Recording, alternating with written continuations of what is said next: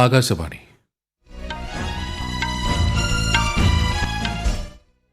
നമസ്കാരം.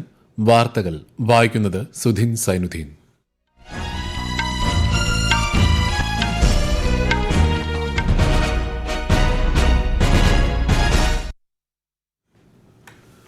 പ്രധാന വാർത്തകൾ.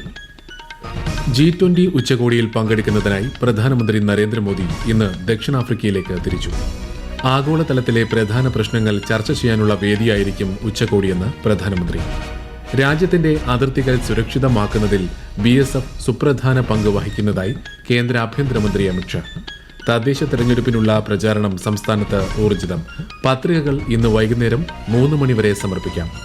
സ്വതന്ത്ര വ്യാപാര കരാറിനായി ചർച്ചകൾ ആരംഭിക്കുന്നതിനുള്ള ധാരണാപത്രത്തിൽ ഇന്ത്യയും ഇസ്രായേലും ഒപ്പുവച്ചു. ഇന്ത്യ ദക്ഷിണാഫ്രിക്ക ടെസ്റ്റ് ക്രിക്കറ്റ് പരമ്പരയിലെ അവസാന മത്സരം നാളെ ഗുവാഹത്തിയിൽ. വാർത്തകൾ വിശദമായി. G20 ഉച്ചകോടിയിൽ പങ്കെടുക്കുന്നതിനായി പ്രധാനമന്ത്രി നരേന്ദ്രമോദി ഇന്ന് ദക്ഷിണാഫ്രിക്കയിലേക്ക് തിരിച്ചു. ജോഹന്നാസ്ബർഗിൽ നടക്കുന്ന ഉച്ചകോടിയുടെ 3ഓളം സമ്മേളനങ്ങളെ അഭിസംബോധന ചെയ്യുന്ന പ്രധാനമന്ത്രി G20 അജണ്ട സംബന്ധിച്ച ഇന്ത്യയുടെ കാഴ്ചപ്പാടുകൾ വിശദമാക്കും. ആഗോളതലത്തിലെ പ്രധാന പ്രശ്നങ്ങൾ ചർച്ച ചെയ്യാനുള്ള വേദിയായി G20 മാറുമെന്ന് യാത്രയ്ക്ക് മുന്നോടിയായി പ്രധാനമന്ത്രി നരേന്ദ്രമോദി പറഞ്ഞു.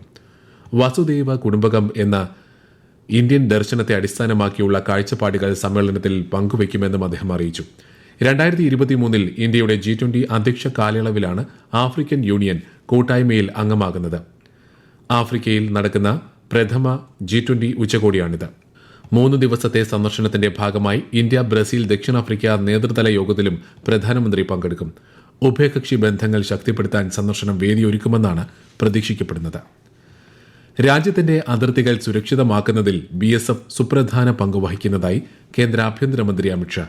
നക്സലിസത്തിനെതിരായ പോരാട്ടത്തിലും UN സമാധാന ദൌത്യങ്ങളിലും ധീരതയോടെയും കാര്യക്ഷമതയോടെയുമാണ് അതിർത്തി രക്ഷാസേന ഉത്തരവാദിത്തം നിറവേറ്റുന്നതെന്നും അദ്ദേഹം പറഞ്ഞു. ഗുജറാത്തിലെ ഭുജിൽ BSFന്റെ 61ാമത് സ്ഥാപക ദിനാഘോഷ പരിപാടിയിൽ പങ്കെടുക്കുകയായിരുന്നു Shri Amit Shah.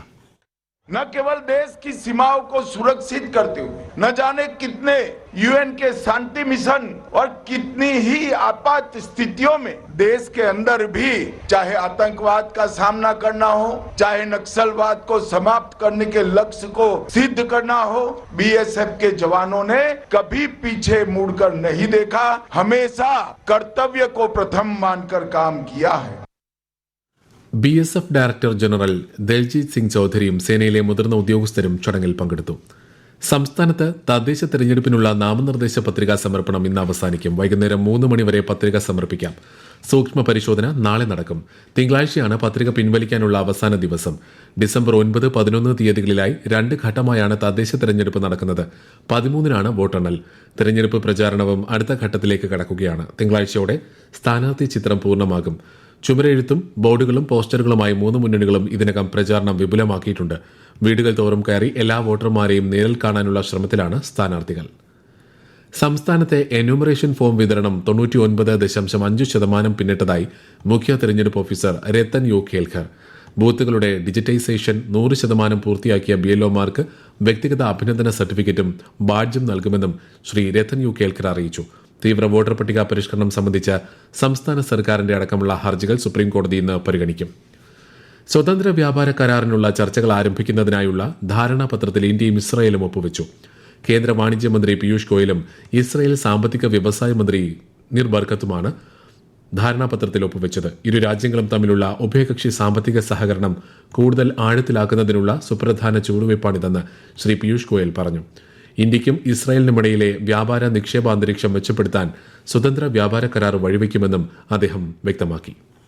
Israel and India have decided to enter into negotiations for a free trade agreement soon after having executed a bilateral investment treaty, and collectively the bilateral investment treaty and the free trade agreement will open the doors to greater market access, flow of capital, investments and trade, both in goods and services.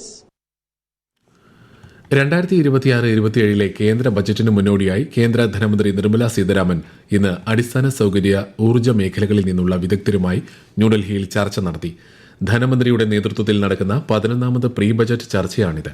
തൊഴിലാളി സംഘടനകൾ, tourism, hospitality മേഖല എന്നിവയിലെ പ്രതിനിധികളുമായി ധനമന്ത്രി ഇന്നലെ ചർച്ച നടത്തിയിരുന്നു. ഭക്ഷ്യധാന്യ ഉൽപാദനത്തിൽ രാജ്യം 8% റെക്കോർഡ് വളർച്ചാ നിരക്ക് കൈവരിച്ചതായി കേന്ദ്ര കൃഷിമന്ത്രി ശിവരാജ് സിംഗ് ചൌഹാൻ. കഴിഞ്ഞ 10 വർഷത്തിനിടെ രാജ്യത്തെ മൊത്തം ഭക്ഷ്യധാന്യ ഉൽപാദനത്തിൽ 106 ദശലക്ഷം ടണ്ണിലധികം വർധനയുണ്ടായതായും അദ്ദേഹം പറഞ്ഞു.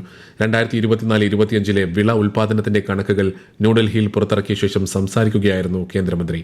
മിനിമം താങ്ങുവില ഉറപ്പാക്കുന്നതുൾപ്പെടെ കൃഷിക്കും കർഷകർക്കും മുൻതൂക്കം നൽകിയുള്ള പ്രവർത്തനങ്ങളാണ് കേന്ദ്ര സർക്കാർ നടപ്പാക്കി വരുന്നതെന്നും ശ്രീ ചൌഹാൻ വ്യക്തമാക്കി. ഈ വാർത്തകൾ ആകാശവാണിയിൽ നിന്ന്. ആകാശവാണി വാർത്തകളും വാർത്താ അധിഷ്ഠിത പരിപാടികളും All India Radio News Thiruvananthapuram YouTube ചാനലിലും @All India Radio News Thiruvananthapuram Facebook പേജിലും AIR ന്യൂസ് തിരുവനന്തപുരം ഇൻസ്റ്റഗ്രാം അക്കൌണ്ടിലും @AIR ന്യൂസ് TVM X ഹാൻഡിലും ലഭ്യമാണ്. രാഷ്ട്രപതി ദ്രൌപദി മുർമു ഇന്ന് തിരുപ്പതി തിരുമല ശ്രീ വെങ്കടേശ്വര സ്വാമി ക്ഷേത്രം സന്ദർശിച്ചു. പ്രധാന ക്ഷേത്രത്തിലും ഉപക്ഷേത്രങ്ങളിലും രാഷ്ട്രപതി പ്രാർത്ഥന നടത്തി. ദേവസ്വം അധികൃതർ രാഷ്ട്രപതിയെ ക്ഷേത്രസന്നിധിയിലേക്ക് സ്വീകരിച്ചു. ശബരിമലയിൽ തിരക്ക് നിയന്ത്രണ വിധേയം. ഇന്ന് രാവിലെ നട തുറന്നതു മുതൽ രാവിലെ 11 വരെയുള്ള കണക്ക് പ്രകാരം 44,668 പേരാണ് ദർശനം നടത്തിയത്. ഹൈക്കോടതി നിർദ്ദേശപ്രകാരം സ്പോട്ട് ബുക്കിംഗ് 24 വരെ 5000 കുറച്ചിട്ടുണ്ട്. നിലയ്ക്കൽ, വണ്ടിപ്പെരിയാർ എന്നിവിടങ്ങളിൽ മാത്രമാണ് സ്പോട്ട് ബുക്കിംഗ് കേന്ദ്രങ്ങൾ നിലവിൽ പ്രവർത്തിക്കുന്നത്. വിശദാംശങ്ങളുമായി ആകാശവാണി പത്തനംതിട്ട ജില്ലാ പ്രതിനിധി ശ്രീജി എസ് ശ്രീധർ. രാവിലെ മല കയറിയ ഭക്തർക്ക് 4 മണിക്കൂർ വരെ നിയന്ത്രണത്തിന്റെ ഭാഗമായി പല സ്ഥലങ്ങളിൽ കാത്തുനിൽക്കേണ്ടതായി വരുന്നുണ്ടെങ്കിലും ദർശനം ലഭിക്കുന്നുണ്ട്. ഇന്ന് രാവിലെ 39,779 പേർ വെർച്വൽ ക്യൂ വഴിയും 4,889 പേർ സ്പോട്ട് ബുക്കിംഗ് വഴിയും ദർശനം നടത്തി. തിരക്ക് നിയന്ത്രണം ഉൾപ്പെടെയുള്ള വിഷയങ്ങളിൽ ദേവസ്വം മന്ത്രിയുടെ നേതൃത്വത്തിൽ നാളെ രാവിലെ 10:30 പമ്പയിൽ അവലോകന യോഗം ചേരുമെന്നാണ് ലഭിക്കുന്ന വിവരം. സ്പോട്ട് ബുക്കിംഗിനായി എത്തുന്ന തീർത്ഥാടകരുടെ എണ്ണം വർദ്ധിക്കുന്നതിനാൽ നിലയ്ക്കലിൽ വലിയ തിരക്കാണ് അനുഭവപ്പെടുന്നത്. ഇവിടെ അടിസ്ഥാന സൌകര്യ വികസനവും അപര്യാപ്തമാകുന്നുണ്ട്. വെർച്വൽ ക്യൂ ബുക്കിംഗ് ഡിസംബർ 12 വരെ പൂർത്തിയാണ്. 56ാമത് ഇന്ത്യ രാജ്യാന്തര ചലച്ചിത്രമേള ഗോവയിൽ പുരോഗമിക്കുന്നു. ആഗോളതലത്തിൽ പ്രേക്ഷക ശ്രദ്ധ നേടിയ നിരവധി ചിത്രങ്ങൾ മേളയുടെ 2ാം ദിനത്തിൽ പ്രദർശിപ്പിക്കുന്നുണ്ട്. ഇന്ത്യൻ പനോരമ വിഭാഗത്തിലെ ചിത്രങ്ങളുടെ പ്രദർശനത്തിനും ഇന്നാണ് തുടക്കം.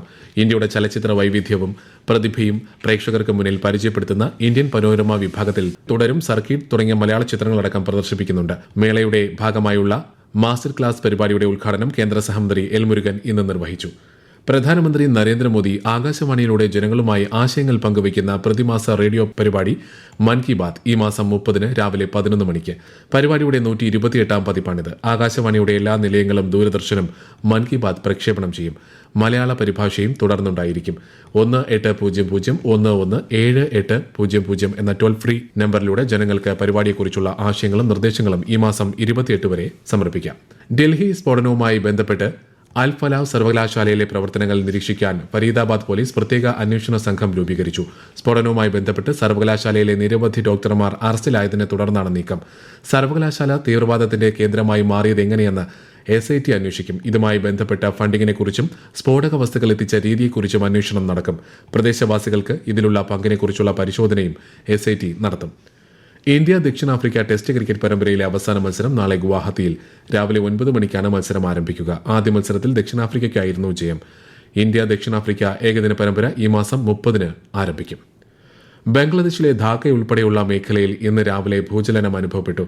5.7 തീവ്രത രേഖപ്പെടുത്തിയ ഭൂചലനം രാവിലെ 10:10 ഉണ്ടായത്. ബഹുനില കെട്ടിടങ്ങളടക്കം കുലുങ്ങിയതോടെ ജനങ്ങൾ പരിഭ്രാന്തരായി.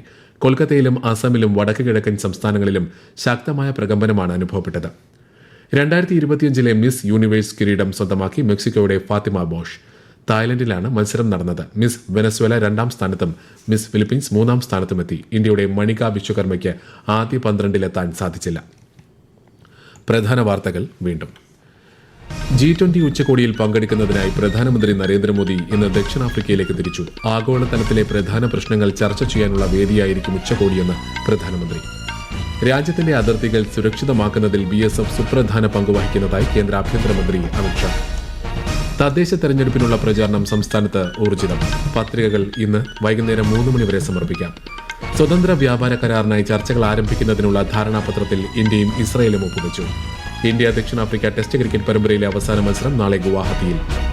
വാർത്തകൾ കഴിഞ്ഞു. അടുത്ത വാർത്താ പ്രക്ഷേപണം വൈകുന്നേരം 6:30.